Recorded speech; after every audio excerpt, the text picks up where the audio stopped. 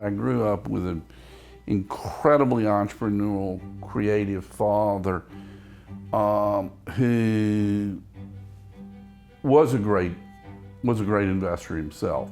And so early on, I was exposed to that, at the dinner table and talking to him.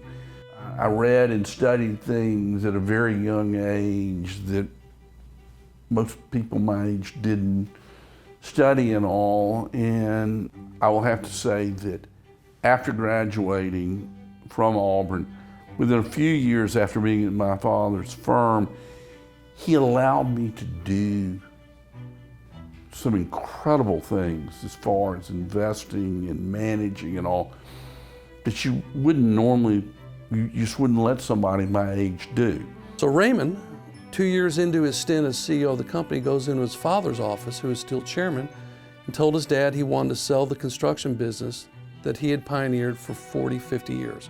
And everybody knew and thought of Harbert about John Harbert and the construction business. And John Harbert threw Raymond out of his office. He says, "Get back to work. We're not selling the damn construction company. That's just not happening." Well, we kept working on John Harbert, and eventually John Harbert said, "Raymond, I realize this is going to be your company. This is not the business you want to be in. Let's try to sell it." He wasn't happy about it, but he said, "Let's try and sell it." So we worked, and we sold the company finally to Raytheon in 1993, where the company went from 5,000 employees to 100. And everybody was happy except John Harbert really was not happy until the next morning.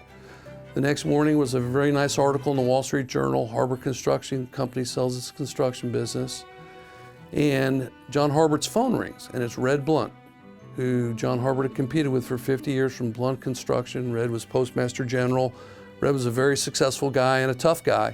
And the conversation went something like this: "Damn it, John, you beat me to the punch again." "Red, what in the hell are you talking about?"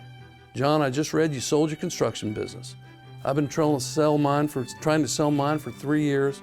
It's been a crappy business, and congratulations." Well, John Harbert came out of the office, and there was Raymond in the hallway, slapped Raymond on the back, said, "Raymond, hell of a job, son." And he was so proud of Raymond after that, because his buddy told him it was a crappy business and he needed to get out of it. And that was the start of Harbert Management Corporation in 1993. We knew that it either had to work or we were both going to have to figure out something else to do. And, that would have been fine too, but he was certain that it was a good business plan, and I trusted that, and I was willing to go along for the ride. I think the key ultimately to entrepreneurship, and the key to a lot of things in the success of life, is just purely and simply perseverance. There is absolutely no doubt, in my opinion, that you do learn more, particularly about yourself in failure. And really that's where the perseverance comes in. Raymond has reached out and put kids through college. He's paid for people's medical expenses. He's paid, and nobody knows this.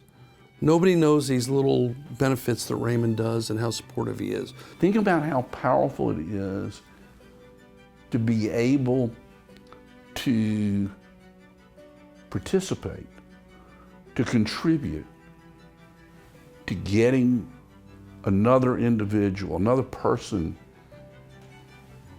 to a place that they've only dreamed about. Isn't that cool? It seriously is.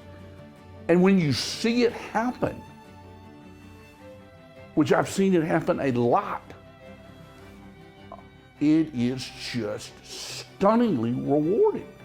Auburn allowed me to go from being a precocious, immature little snot to graduating very focused, that I wanted to accomplish something. That's a big accolade to Auburn University, in my opinion.